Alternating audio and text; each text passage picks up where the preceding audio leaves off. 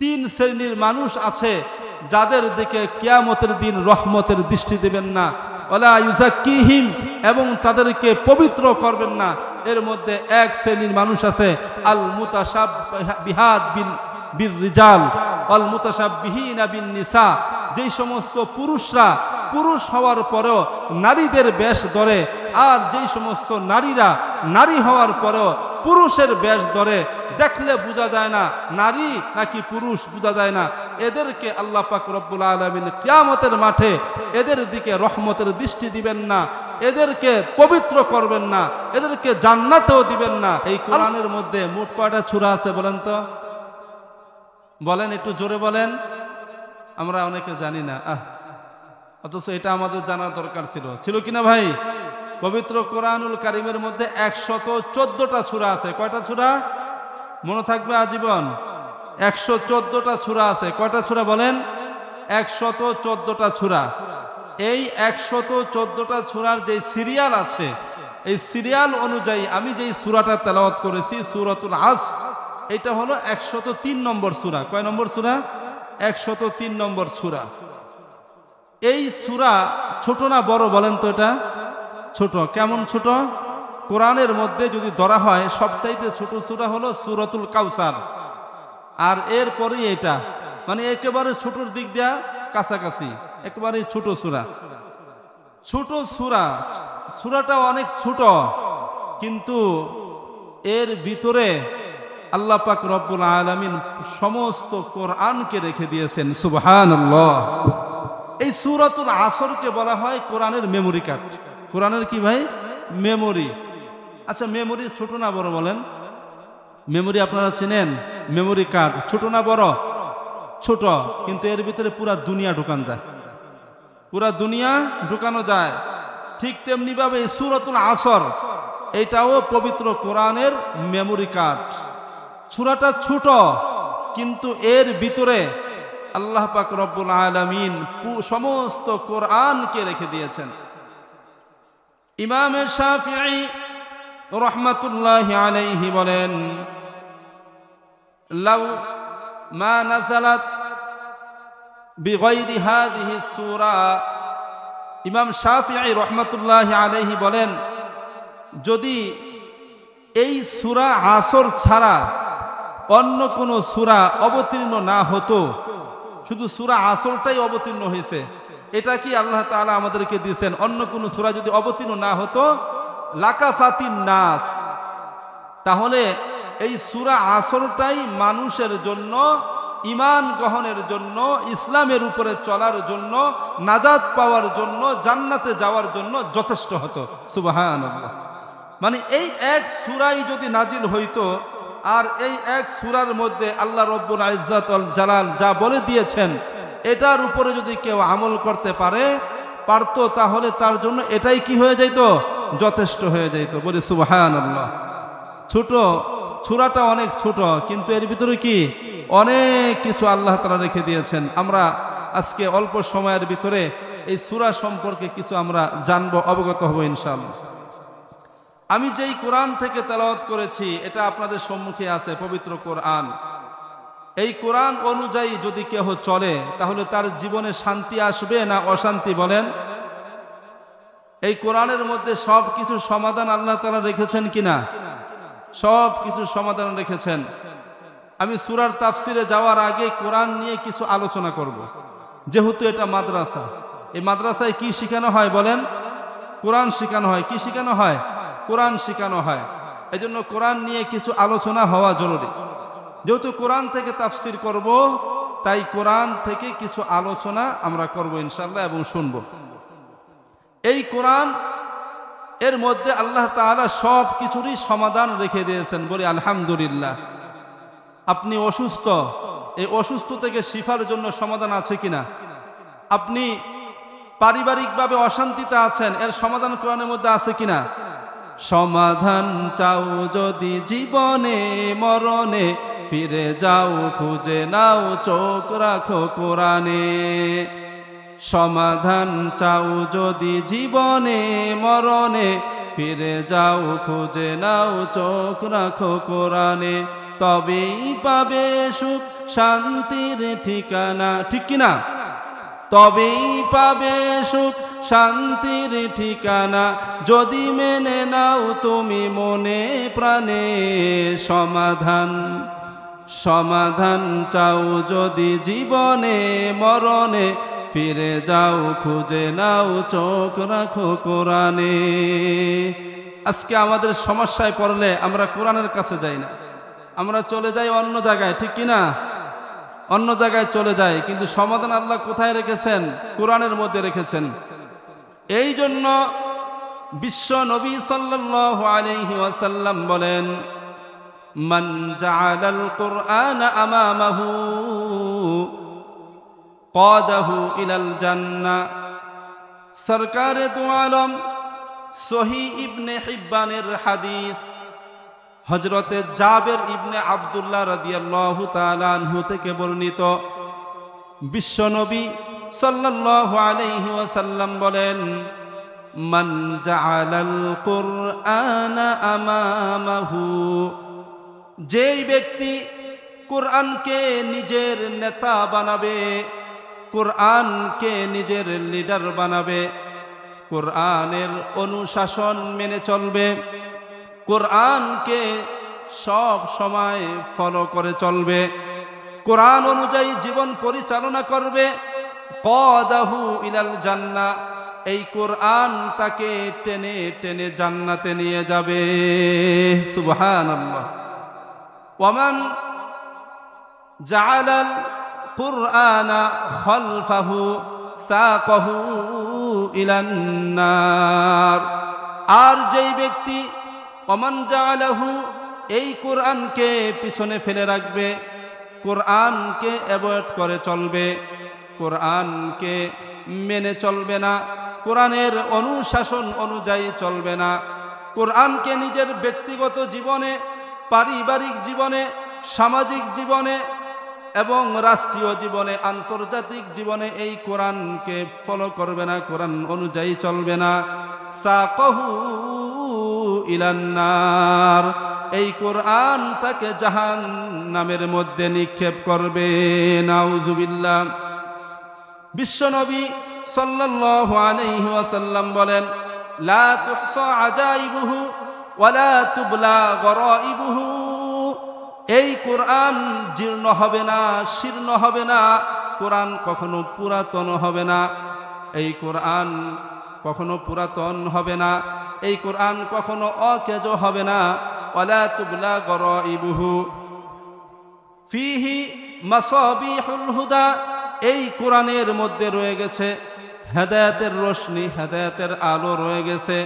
ও মানালিল হিকমা, এবং এই কোরআনের মধ্যে সমস্ত জ্ঞান বিজ্ঞানের দর্শন আল্লাহ তাআলা ঢুকিয়ে দিয়েছেন। সুবহানাল্লাহ। এই কোরআনের মধ্যে নিজের পারিবারিক জীবন থেকে নিয়ে রাষ্ট্রীয় পর্যায় পর্যন্ত, আন্তর্জাতিক মহল পর্যন্ত সব বিষয়, সমস্ত জ্ঞান বিজ্ঞান আল্লাহ তাআলা কোরআনের মধ্যে রেখেছেন কিনা? এই কোরআনের মধ্যে সব কিছুই আল্লাহ তাআলা লিখে দিয়েছেন। বলি আলহামদুলিল্লাহ। তো সেই কোরআন অনুযায়ী আমরা চলতে রাজি আছি কিনা? বিশ্বনবী সাল্লাল্লাহু আলাইহি ওয়াসাল্লাম আরেকটা সহিহ হাদিসের মধ্যে ইরশাদ ফরমেন, মাজমাউজ জাওয়ায়েদ মানবাউল ফাওয়ায়েদ, ইমাম নুরউদ্দিন আল হাইসামি রাহমাতুল্লাহি আলাইহি এর একটি বিশ্ববিখ্যাত হাদিসের কিতাব মাজমাউজ জাওয়ায়েদ ও মানবাউল ফাওয়ায়েদ। এই হাদিসের মধ্যে হযরত আব্দুল্লাহ ইবনে আব্বাস রাদিয়াল্লাহু তাআলা আনহুমা থেকে, হযরতে আব্দুল্লাহ ইবনে আব্বাস রাদিয়াল্লাহু তাআলা আনহু থেকে সহিহ সনদে একটা হাদিস বর্ণনা করেছেন। সরকারে দু আলম বলেন, মান আরাদাল ইলমা, যেই ব্যক্তি জ্ঞান অর্জন করতে চায়, জ্ঞানের রাজ্যে বিচরণ করতে চায়, পাণ্ডিত্য অর্জন করতে চায়, ফালইউযাব্বিরুল কুরআন, সে যেন কোরআন চর্চা করে, কোরআন বেশি বেশি তেলাওয়াত করে, কোরআন নিয়ে বেশি বেশি গবেষণা করে। ফিহি ইলমুল আউয়ালিনা ওয়াল আখিরিন। কারণ এই কোরআনের মধ্যে আল্লাহ তাআলা শুরু থেকে শেষ পর্যন্ত দুনিয়ার আদি এবং অন্ত সমস্ত ইলম আর জ্ঞানকে আল্লাহ তাআলা সন্নিবেশিত করে দিয়েছেন। সুবহানাল্লাহ। মান ক্বালা বিহি, যেই ব্যক্তি এই কোরআন দিয়ে কথা বলবে, কোরআন দিয়ে আলোচনা করবে, সাদাকা বিহি, মান ক্বালা বিহি সাদাকা, কোরআন দিয়ে যে কথা বলবে সে 100% সত্য বলবে। কোরআনের মধ্যে কোনো মিথ্যা আছে? কোরআনের মধ্যে কোনো মিথ্যা আছে? কোরআন দিয়ে কথা বললে সত্য হবে কিনা? বিশ্বনবী সাল্লাল্লাহু আলাইহি ওয়াসাল্লাম এটাও বলে দিয়েছেন। সুনানে দারিমের মধ্যে হাদিস এসেছে, সরকারে দো আলম বলেন, মান ক্বালা বিহি সাদাকা, এই কোরআন দিয়ে যে কথা বলবে সে 100% সত্য বলবে। ওয়ামান হাকামা বিহি আদালা, এই কোরআন দিয়ে যে বিচার কার্য পরিচালনা করবে সে ইনসাফ করবে। ওয়ামান আমিলা বিহি উজিরা, আর যে ব্যক্তি এই কোরআনের উপরে আমল করবে, কোরআন দিয়ে আমল করবে, উজিরা আই উসিবা ফি আমালিহি আজরান আযীমান ওয়া সাওয়াবান জাসীমান, আল্লাহ তাআলা তাকে মহা মহা পুরস্কার দান করবেন। সুবহানাল্লাহ।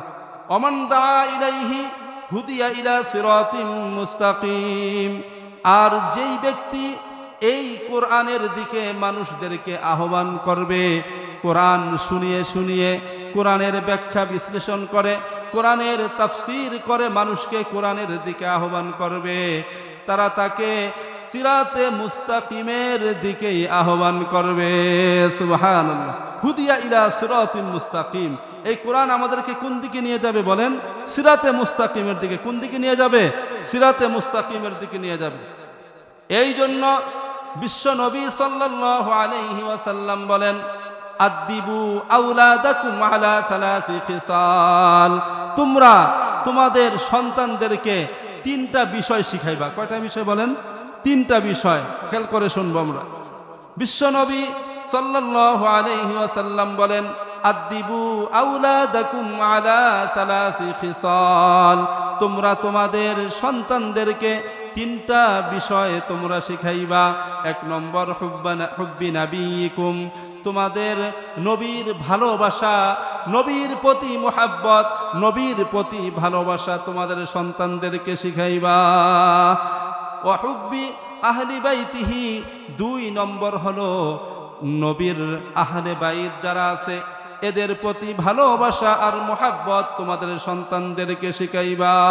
3 নম্বর ও কিরাআতিল কুরআন, এবং কোরআন শিখাইবা। ফা ইন্না হামালাতাল কুরআনি ইয়াউমা লা যিল্লা ফি যিল্লিল্লাহি ইয়াউমা লা যিল্লা ইল্লা যিল্লু, কারণ যেই ব্যক্তি কোরআন তেলাওয়াত করে, কোরআনের হাফেজ হয়, কোরআন উপর আমল করে, তারা যেদিন আরশের ছায়া ছাড়া আর কোনো ছায়া থাকবে না, সেদিন ওই আরশের ছায়ার নিচে স্থান পাবে। মা আম্বিয়াইহি ওয়া আসফিয়াইহি, নবীদের সাথে এবং আল্লাহর ওলিদের সাথে থাকবে। সুবহানাল্লাহ। তাহলে আল্লাহর রাসূল সন্তানদেরকে কয়টা জিনিস শিখাইতে বলেছেন বলেন?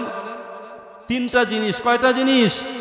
আদিবু আওলাদাকুম আলা সালাসি খিসাল, তোমরা তোমাদের সন্তানদেরকে 3টা বিষয় যত্ন সহকারে শিখাইবা। হুব্বি নাবিয়িকুম, নবীর ভালোবাসা, নবীর প্রতি কি ভাই? ভালোবাসা, নবীর প্রতি মুহাব্বত, এটা সন্তানদেরকে বলে বলে শিখাতে হবে। আল্লাহর রাসূলের আলোচনা বেশি বেশি এদের সাথে করতে হবে। রাসূলের প্রতি ভালোবাসা ইমানের অঙ্গ, এটা শিখাইতে হবে। ওয়া হুব্বি আহলি বাইতিহি, এবং আল্লাহর রাসূলের আহলে বাইত এদের প্রতিও ভালোবাসা থাকতে হবে। শুধু নবীর প্রতি ভালোবাসা থাকলো কিন্তু তার পরিবারের প্রতি ভালোবাসা নাই, এটাও হলো না। আল্লাহর রাসূল বলে গিয়েছেন আহলে বাইতকেও ভালোবাসতে হবে। আর 3 নম্বর হলো কিরাআতিল কুরআন, কোরআনের তেলাওয়াত, কোরআনের তেলাওয়াত শিখাইবা।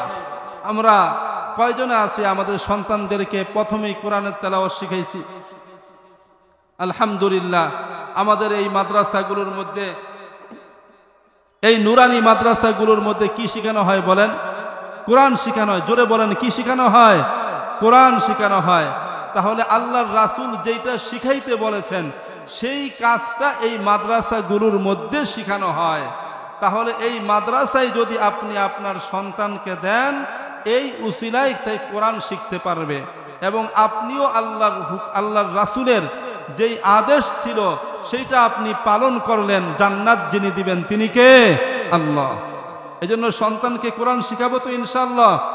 বিশ্বনবী সাল্লাল্লাহু আলাইহি ওয়াসাল্লাম সুনানে আবি দাউদের মধ্যে সহিহ হাদিসের মধ্যে আল্লাহর রাসূল ইরশাদ ফরমাইছেন, মান ক্বরাআল কুরআন, যেই ব্যক্তি কোরআন তেলাওয়াত করে, ফাস্তাযহারাহু, এবং কোরআন হেফজ করে, কোরআনকে নিজের বুকের মধ্যে ধারণ করে, ফাআহাল্লা হালালাহু, এবং কোরআনের হালালকে হালাল জেনে মেনে চলবে, ওয়া হাররামা হারামাহু, কোরআন যেই জিনিসকে হারাম করেছে সেটাকে হারাম মেনে বর্জন করে চলবে, ফাআদখালাহুল্লাহুল জান্নাহ, আল্লাহ তাআলা তাকে জান্নাতে প্রবেশ করাবেন। সুবহানাল্লাহ।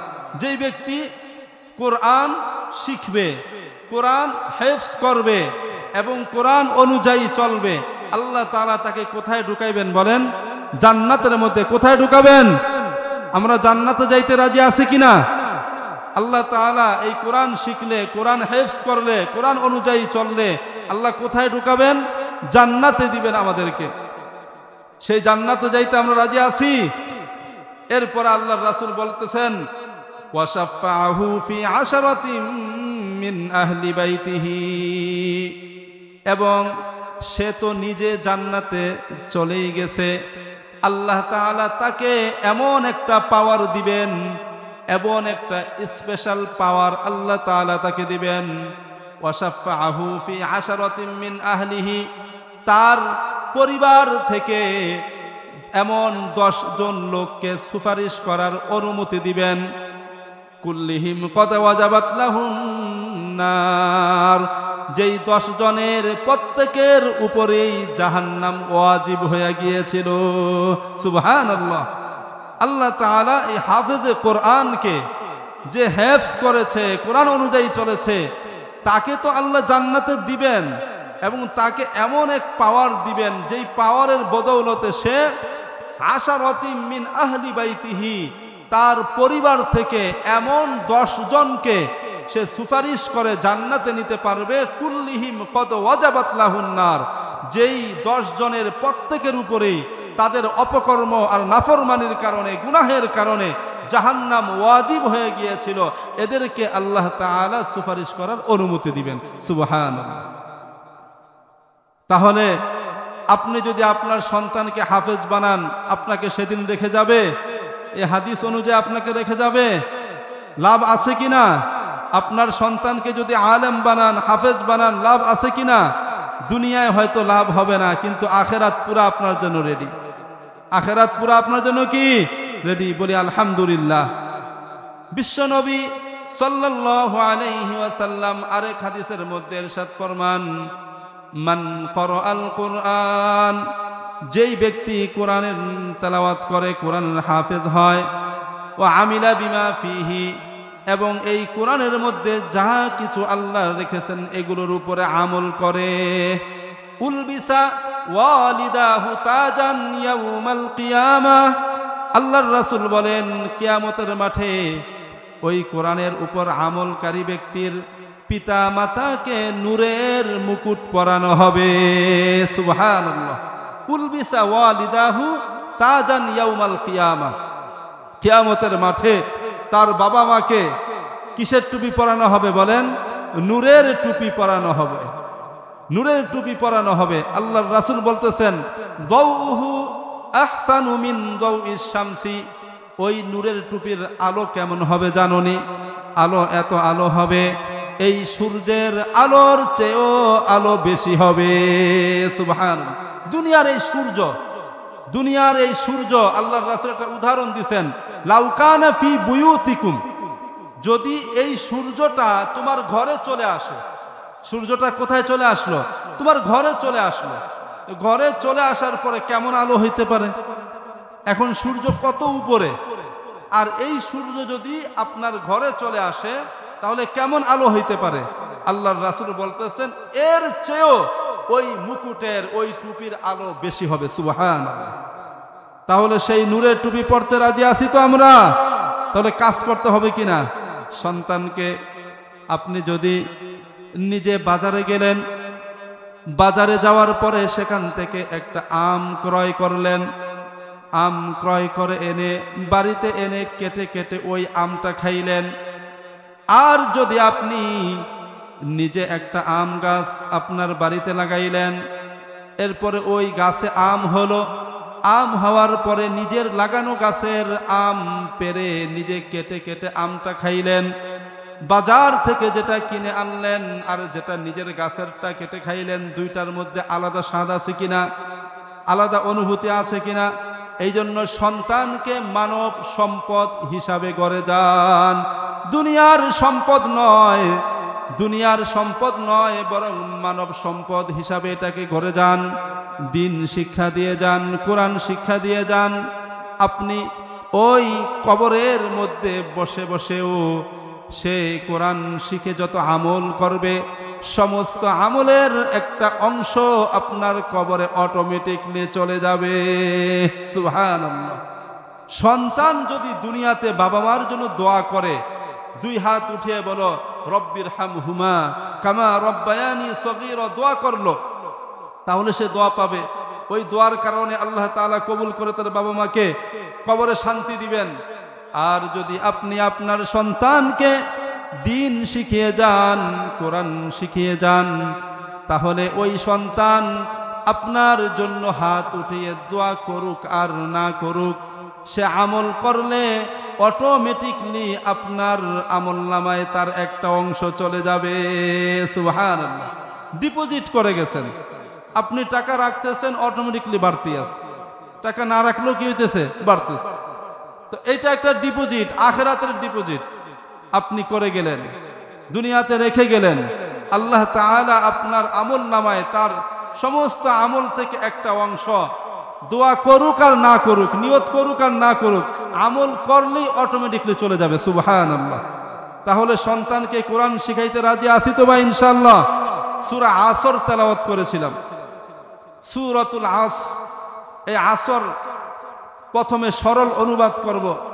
আল্লাহ তাআলা বলতেছেন ওয়াল আস, সময়ের শপথ, যুগের কসম, বান্দা তোর হায়াতের কসম এবং ইতিহাসের কসম, ইন্নাল ইনসানা লাফি খুসর, সমস্ত মানুষ ক্ষতির মধ্যে রয়েছে, ইল্লাল্লাযীনা আমানু, তবে ওই সমস্ত লোক ক্ষতির মধ্যে নাই, আমানু, যারা ঈমান এনেছে, ওয়া আমিলুস সলিহাত, এবং ঈমান আনার সাথে সাথে নেক আমল করেছে, ওয়া তাওয়াসাউ বিল হক, এবং পরস্পরকে হকের উপরে অবিচল থাকার জন্য ওসিয়ত করে, ওয়া তাওয়াসাউ বিস সবর, এবং পরস্পরে একে অপরকে ধৈর্য ধারণ করার জন্য ওসিয়ত করে, উপদেশ দেয়, এরা ক্ষতির মধ্যে নয়। এই হলো সরল অনুবাদ। আল্লাহ তাআলা প্রথমে বলতেছেন ওয়াল আস, সময়ের শপথ। কিসের শপথ বলেন? সময়ের কসম। সময় এটা হলো মানুষের মূল ধন। মানুষের কি বলেন? মূল ধন। সময় যদি শেষ হয়ে যায়, আমি থাকতে পারবো? আপনি থাকতে পারবেন? তাহলে আপনার এই জীবনটা টিকে আছে কিসের উপরে? সময়ের উপরে টিকে আছে। এই সূরা আসরের শুরুতে আল্লাহ তাআলা সময়ের শপথ করে বুঝাচ্ছেন যে সময়টা অনেক মূল্যবান। আল ওয়াক্তু আসমানু মিনাজ যাহাব, সময় এটা স্বর্ণের চেয়েও দামি। কারণ আপনি স্বর্ণ অনেক পাবেন, কিন্তু সময় শেষ পাবেন? সময় শেষ হলে সব কিছুই শেষ। আসরের সময়, ওয়াল আসরি, আল্লাহ বলেন আসরের কসম, আসরের সময়ের কসম। যদি বুঝে থাকেন তাহলে বলেন আসরের সময়টা শর্ট নাকি লম্বা? বলেন আসরের সময়টা কি শর্ট নাকি লম্বা? একেবারেই শর্ট। নামাজ পড়ে মসজিদ থেকে বের হয়ে এক গুন্না দ্বিতীয় মাগরিবের আজান দিয়ে ফেলায়। আল্লাহ বুঝাচ্ছেন বান্দারে শুনে রাখো, আসরের সময়টা যেমন শর্ট, তোর হায়াতটাও কিন্তু এরকম শর্ট। কারণ দুনিয়ার 100 বছর আখেরাতের 2.5 দিনের সময়। দুনিয়ার 100 বছর কল্পনাও করা যায় না।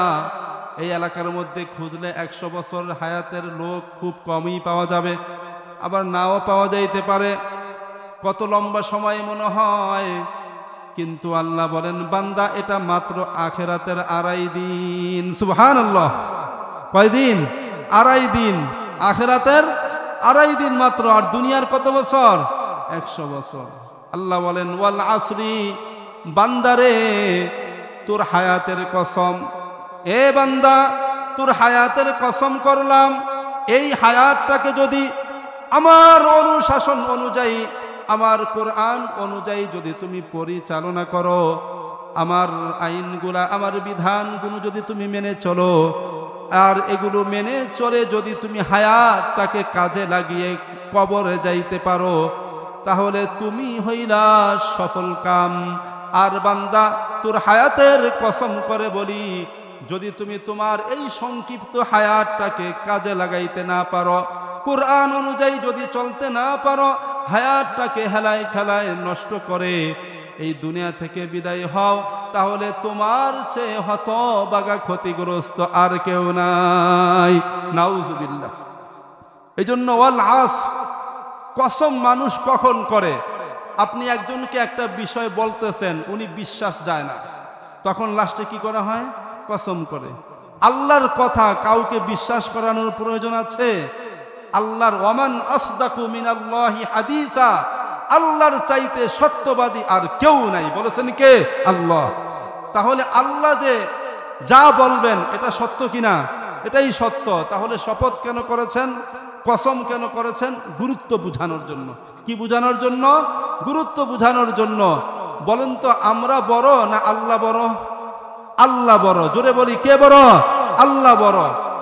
আর দুনিয়াতে নিয়ম হলো, বড়রা যদি ছোটদের প্রতি কোনো ভালোবাসা দেখায়, ছোটদের প্রতি, ছোটদেরকে কেয়ার করে, তাহলে এটা মুহাব্বতের আলামত। কিসের আলামত?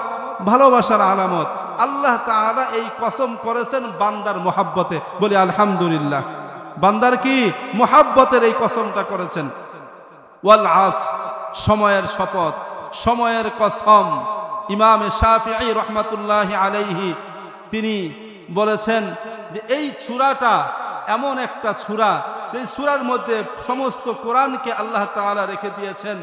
যদি আল্লাহ তাআলা লাউমা নাযালাত বিগাইরি হাদিহি সূরা লাকাফাতিন নাস, যদি এই সূরা ছাড়া আর কোন সূরা যদি অবতীর্ণ নাও হতো, তাহলে এই একটা সূরাই ইসলামের উপরে চলার জন্য আর নাজাত পাওয়ার জন্য যথেষ্ট হয়ে যেত। সুবহানাল্লাহ।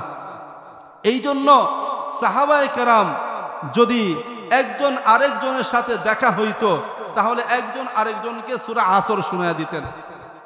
সাহাবায়ে কেরাম রিদওয়ানুল্লাহি তাআলা আলাইহিম আজমাইন একে অপরের সাথে যখন দেখা হইতো, একজন আরেকজনকে সূরা আসর শুনিয়ে দিতেন।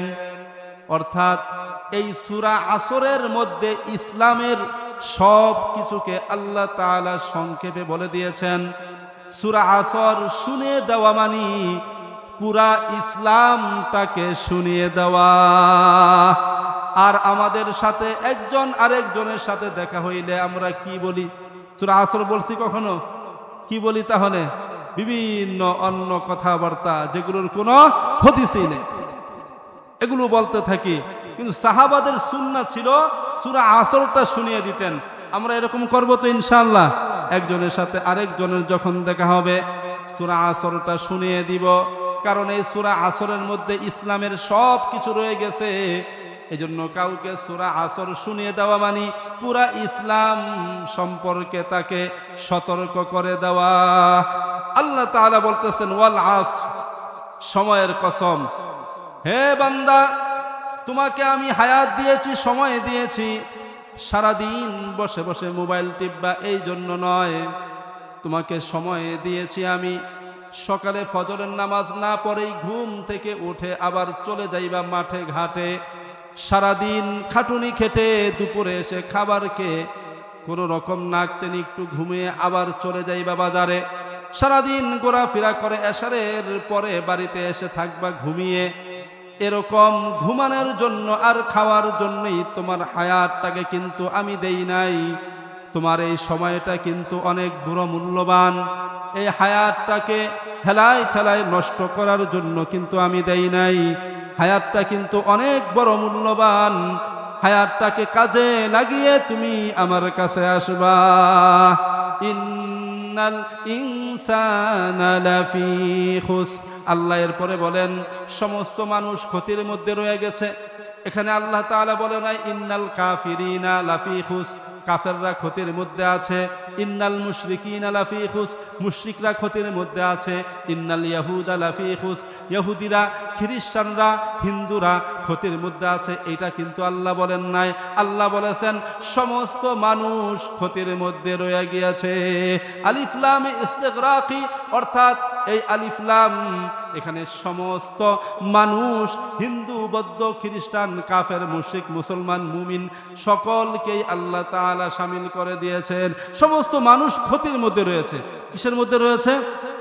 ক্ষতির মধ্যে রয়েছে। লাফি খুসর। ক্ষতি জিনিসটা কি? এই ক্ষতি জিনিসটা কি? যেই ক্ষতির মধ্যে আমরা রয়ে গিয়েছি, আল্লাহ তাআলা এরও একটা উদাহরণ দিয়েছেন। আল্লাহ তাআলা বলেন ওয়ালা উযিল্লান্নাহুম ওয়ালা উমান্নিয়ান্নাহুম ওয়ালা আমুরান্নাহুম ফালা ইউবাত্তিকুন্না আযানাল আনআম ওয়ালা আমুরান্নাহুম ফালা ইউগাইয়িরুন্না খালকাল্লাহ ওয়া মান ইয়াত্তাখিযিশ শাইতানা ওয়ালিয়্যাম মিন দুনিল্লাহি ফাকাদ খাসিরা খুসরানাম মুবিনা। বলি আল্লাহু আকবার। আল্লাহ তাআলা বলতেছেন সমস্ত মানুষ ক্ষতির মধ্যে আছে। ক্ষতি জিনিসটা কি? আমি আপনি কিভাবে বুঝবো যে আমি কি ক্ষতির মধ্যে আছি নাকি ক্ষতির বাহিরে আছি? সমস্ত মানুষ সফল হইতে চায়। কি হইতে চায় ভাই? সফল হইতে চায়। ক্ষতির মধ্যে কেউই পড়তে চায় না, সবাই সফল হতে চায়। আল্লাহু আকবার। একটু জিকির করি লা ইলাহা ইল্লাল্লাহ, জোরে লা ইলাহা ইল্লাল্লাহ, লা ইলাহা ইল্লাল্লাহ। কয়টা বাজে? লা ইলাহা ইল্লাল্লাহ, লা ইলাহা ইল্লাল্লাহ, লা ইলাহা ইল্লাল্লাহু মুহাম্মাদুর রাসূলুল্লাহ।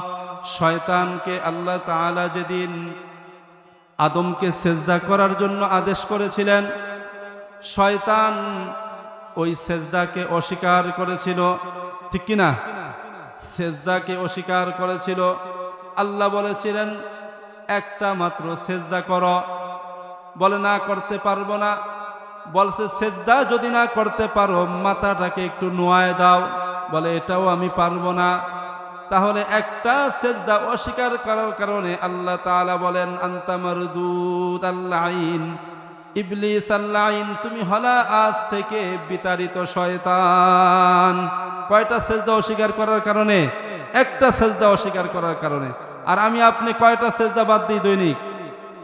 আমি আপনি দৈনিক কয়টা সেজদা বাদ দেই? তাহলে কি হালতে আছি, কি অবস্থায় আছি? আমার আপনার অবস্থা কিরকম?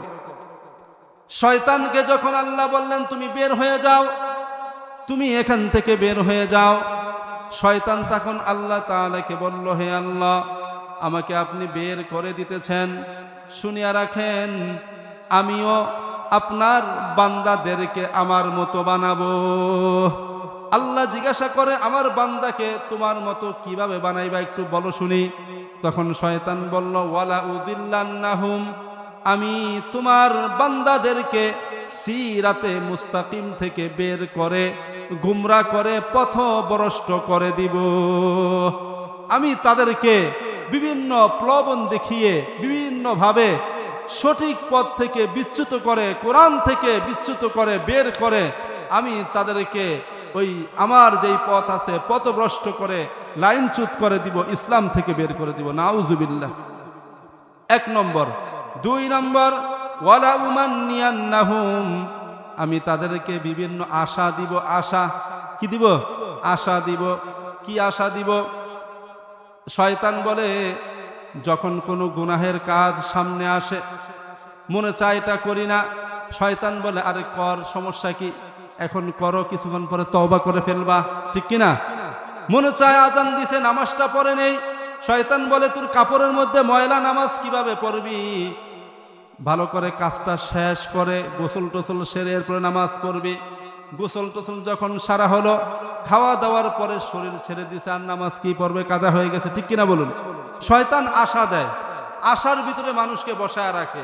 এখনো তো হায়াত হয় নাই, এখনো দাড়ি পাকে নাই, এখনো চুল পাকে নাই, আর একটু গুনাহ কর, সমস্যা কি, আর একটু গুনাহ কর, পরে নামাজ পড়া যাবে, এরকম আশা দেয় শয়তানে।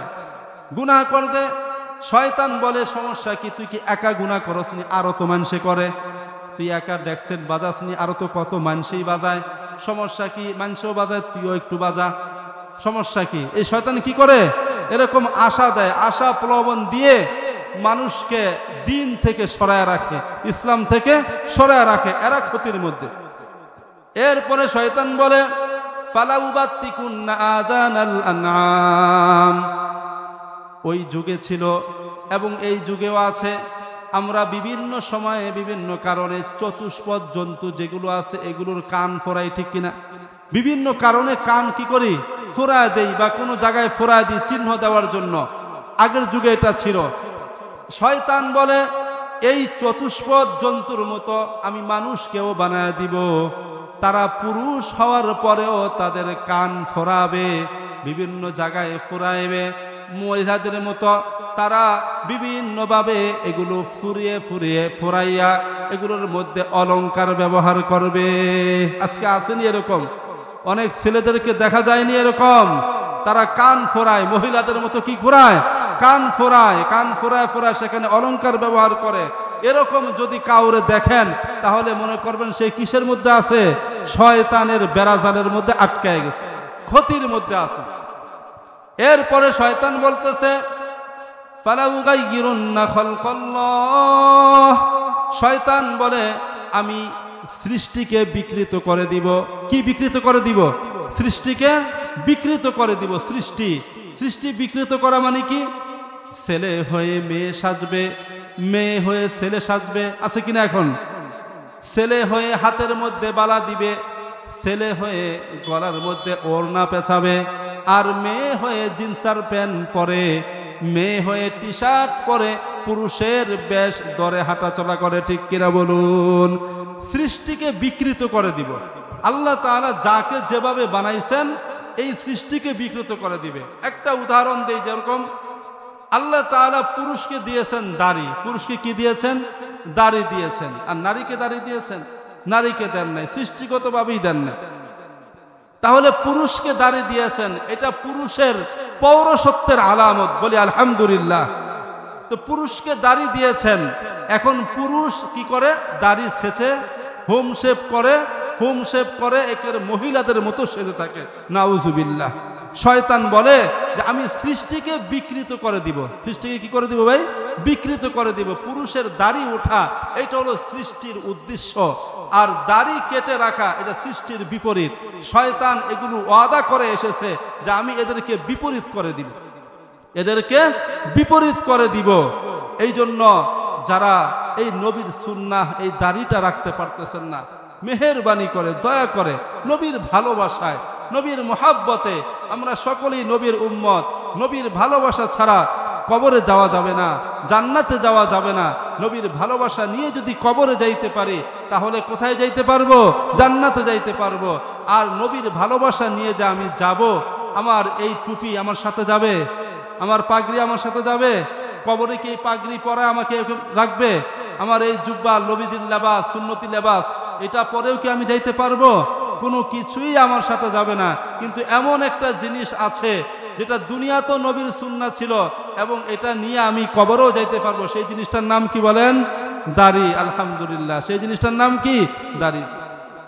तेरे महबूब की या रब शबाहत लेकर आया हूँ, तेरे महबूब की या रब शबाहत लेकर आया हूँ, हकीकत तो इसको कर दे मैं सूरत लेकर आया हूँ। एक बुजुर्ग কোন রকম চলতো, কোন রকম আমল করত, কবরে গেছে। কবরে যাওয়ার পরে আল্লাহ তাআলার কাছে বলতেছে, তেরে মাহবুব কি ইয়া রব শাবাহাত লেকর আয়া হো, আল্লাহ আমি তো কোনো কিছুই তেমন আনতে পারি নাই, তবে তোমার হাবিবের, তোমার প্রেমাস্পদ, তোমার রাসূলের সাথে এই দাড়িগুলা রেখে একটু সাদৃশ্য অবলম্বন করে আমি এসেছি। তোমার হাবিবেরটা ছিল हकीकत इसको कर दे मैं सूरत लेकर आया हूँ, তোমার হাবিবেরটা ছিল আসল আর আমি নকলটা নিয়ে আসছি, আমার এই নকলটাকে তুমি আসলের মতো কবুল করে নাও। সুবহানাল্লাহ। আল্লাহ তাআলা তাকে এই এক উসিলায় মাফ করে জান্নাত দিয়ে দিয়েছেন। সুবহানাল্লাহ।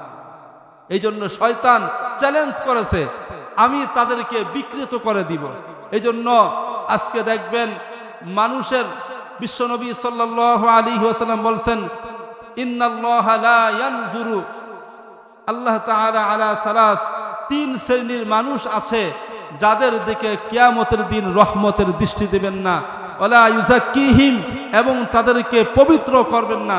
এর মধ্যে এক শ্রেণীর মানুষ আছে আল মুতাশাব্বিহাত বিল রিজাল ওয়াল মুতাশাব্বিহিনা বিন নিসা, যেই সমস্ত পুরুষরা পুরুষ হওয়ার পরেও নারীদের বেশ ধরে, আর যেই সমস্ত নারীরা নারী হওয়ার পরেও পুরুষের বেশ ধরে, দেখলে বোঝা যায় না নারী নাকি পুরুষ, বোঝা যায় না।